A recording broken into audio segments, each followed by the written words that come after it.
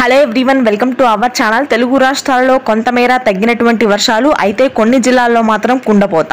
వివరాల్లోకి వెళ్దాం, వాతావరణ పరిస్థితులు తెలుసుకుందాం. మీరు మన ఛానల్ని సబ్స్క్రైబ్ చేయనట్లయితే వెంటనే సబ్స్క్రైబ్ చేయండి. అల్పపీడన ప్రభావం కొంతమేర తగ్గినప్పటికీ ఉత్తరాంధ్ర, మధ్యాంధ్ర బెల్ట్లో మాత్రం వర్షాలు తగ్గుముఖం పట్టే అవకాశం లేదు.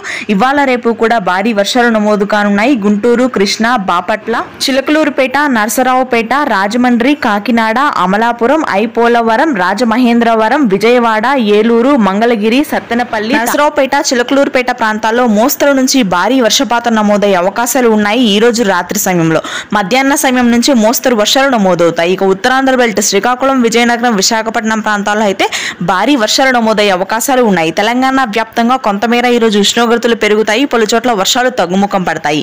అయితే హైదరాబాద్ పరిసర ప్రాంతాల్లో మాత్రం చిరుజల్లులు, 1-2 చోట్ల షార్టెడ్ రైన్స్ ఏర్పడే అవకాశం ఉంది.